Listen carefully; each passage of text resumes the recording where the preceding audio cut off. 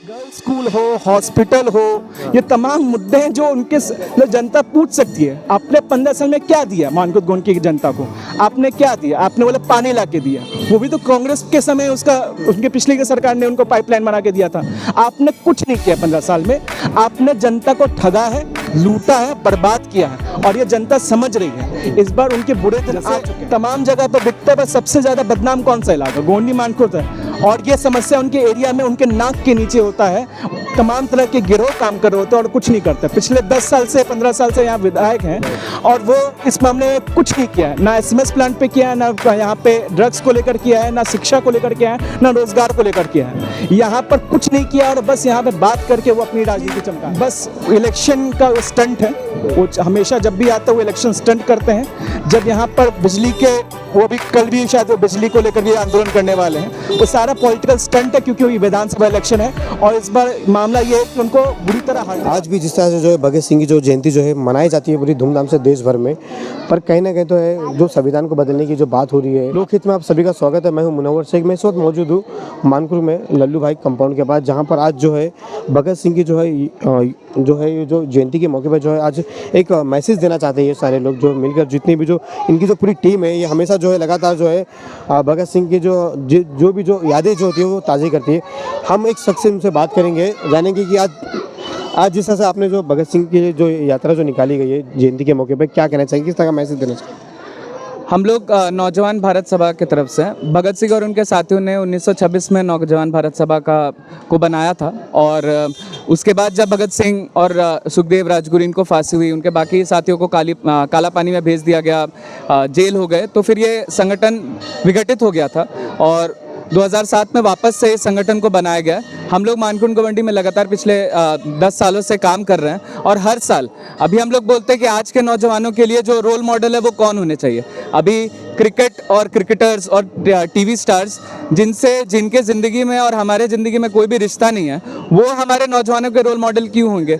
हमारे नौजवानों के रोल मॉडल तो भगत सिंह, सुखदेव राजगुरु जैसे नौजवान होने चाहिए, जिन्होंने 23 साल की छोटी ज़िंदगी में इतना कुछ कर दिया कि देश विदेश में उसके बारे में लेख लिखे जा रहे थे। अपनी जान की आहुति दे दी ताकि एक बेहतर समाज बनाया जा सके।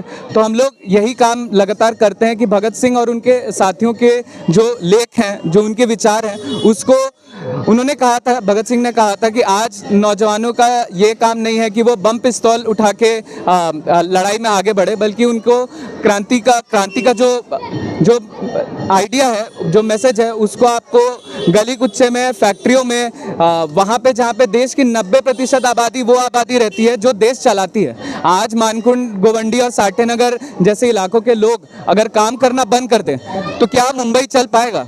ये सवाल है। लेकिन जिन लोग के कारण ये पूरा शहर चल रहा है और जिनके कारण ये पूरा देश चल रहा है, उनको किन परिस्थितियों में रहने के लिए मजबूर कर दिया जाता है, इस पे बात अगर हम नहीं करेंगे तो फिर चीज़ें बदलेंगी नहीं।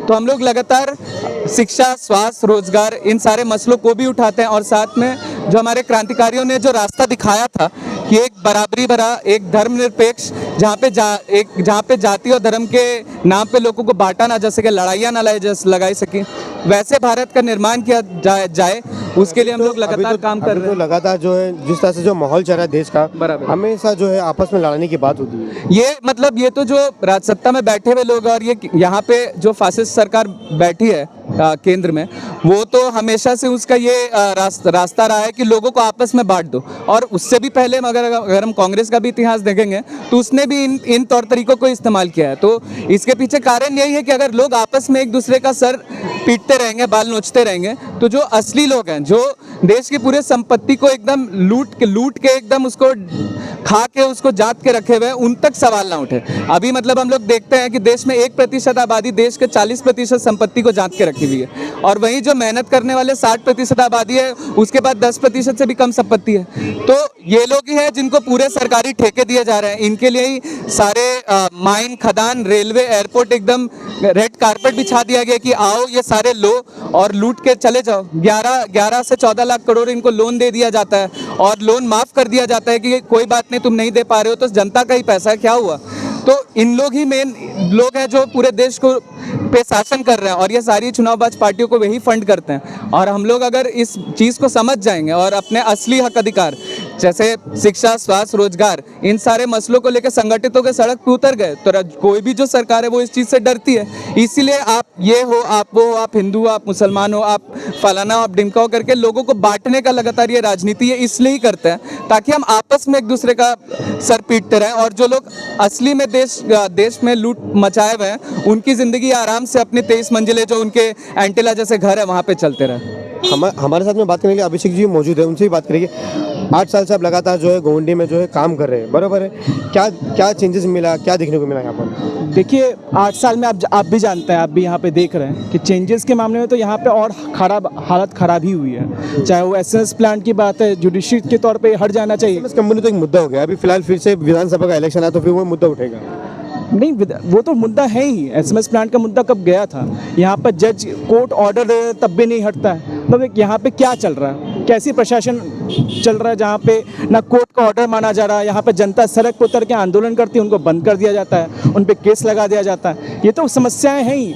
आप ड्रग्स के चलते आपको पता ही चला, गोवंडी मानखुद में हत्याएं हुई हैं, उसको लेकर भी आंदोलन शुरू हुआ। क्या हो रहा है? जैसे उसकी हालत दिन प्रतिदिन बेरोजगारी, महंगाई, भ्रष्टाचार सब बढ़ता जा रहा है। गोवंडी मानखुद की हालत बद से बदतर होती जा रही है। यहाँ के लोगों की, जनता के घरों में पानी घुसता है जब बारिश आती है, नालियों का यहाँ पर शौचालय नहीं है, तमाम समस्याएं। तो गोवंडी मानखुद का 15 साल में तो विकास नहीं हुआ, वो तो और नीचे गया है अगर बात की जाए तो। आपकी टीम अभी इस वक्त में क्या काम कर रही है कि लोगों को घर घर जाके आप लोग क्या इनको बताया जा रहा है? जी देखिए, हम तो शहीद आजम भगत सिंह, सुखदेव, राजगुरु अशफाक उल्लाह खान, राम प्रसाद बिस्मिल, उन क्रांतिकारियों की पूरी शहादत को, उनके विचार को, विरासत को जनता तक ले जा रहा है कि उनका सपना क्या था। उनका सपना था कि कोई आदमी इतना अमीर को कुत्ते बिल्ले लाखों करोड़ों के बिस्किट खाएं और कोई आदमी इतना गरीब में खुद को बेचने के लिए मजबूर हो।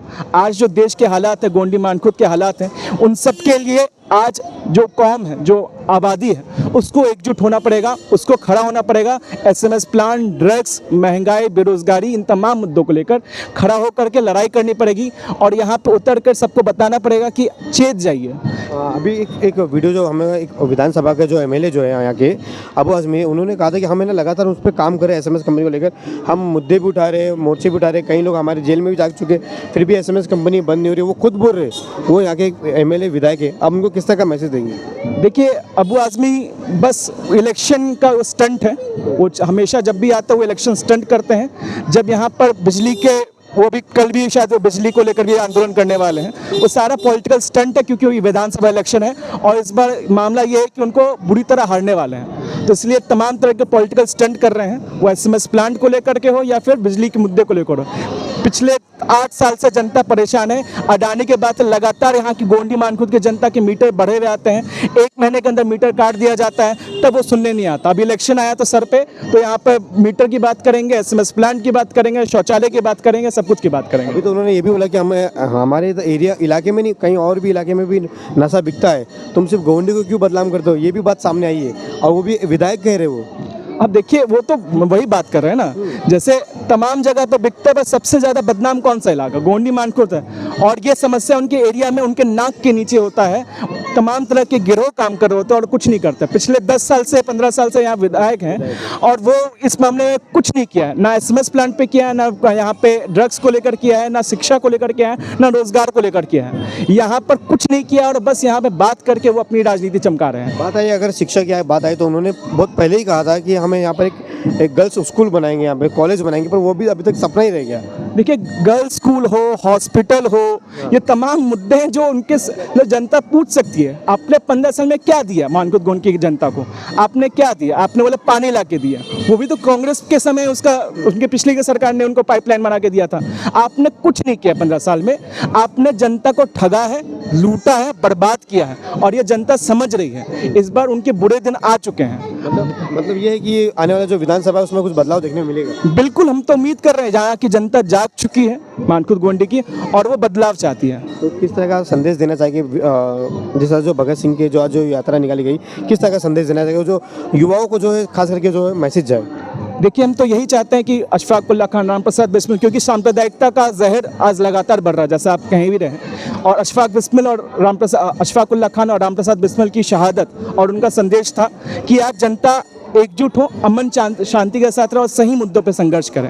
तो आज शिक्षा, चिकित्सा, रोजगार और हमारे जो ज़मीनी मुद्दे हैं उनको लेकर छात्रों, नौजवानों को एकजुट होना पड़ेगा और संघर्ष करना पड़ेगा। हम यही संदेश गोंडी मानखुद की जनता को भी देना चाहेंगे। लोग इससे बात करने के लिए शुक्रिया। तो ये थे सारे के सारे, आप यहाँ पे अब देख सकते हैं जिस तरह से जो है भगत सिंह की जिस तरह से जो है जयंती मनाई जा रही है। मैं आपको बता दूं पहली बार जो है गोवंडी में जो है हर साल की तरह सिर्फ इनकी जो टीम है यही जो है भगत सिंह की जो है यादें जो है ताज़ी करते हैं। बाकी जितनी भी जो पॉलिटिकल पार्टी हो या लेवल, सिर्फ वो एक बैनर लगा के जो है पोस्ट करके जो है अपनी वो यादें वो ताज़ी करते। यहाँ पर जो है लोगों के बीच में उतर कर जो है लोगों को बताया जा रहा है कि भगत सिंह हमारे लिए क्या करते थे, क्या नहीं थे और किस हालात में वो लड़ते थे। लोकहित से मुनव्वर शेख, मुंबई। कैमरामैन इरशाद। इतना अरमान है कम निकले इस देश के खातिर, बस इतना अरमान है। एक बार इस राह में मरना 100 जन्मों के समान है। एक बार इस राह में मरना 100 जन्मों के समान है। देख वीरों की कुर्बानी,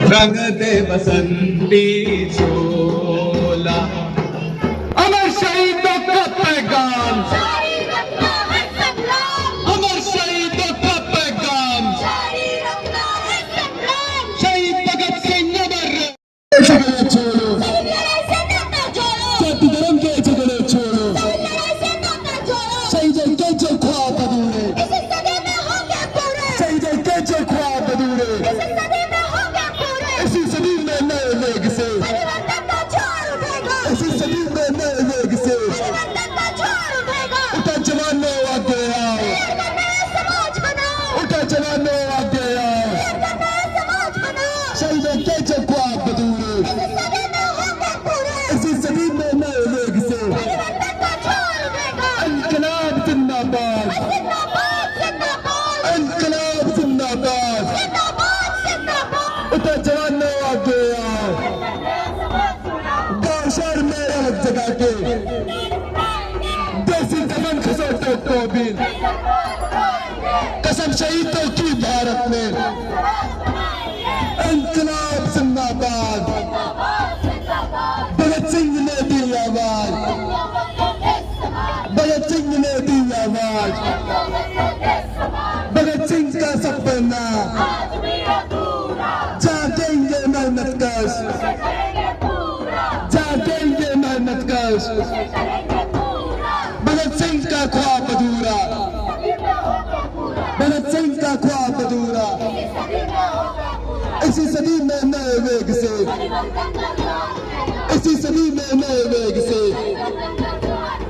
इनकलाब जिंदाबाद, इनकलाब जिंदाबाद। जाति धर्म के झगड़े छोड़ा, जाति धर्म के झगड़े छोड़ो, जाति धर्म के झगड़ों में माला माल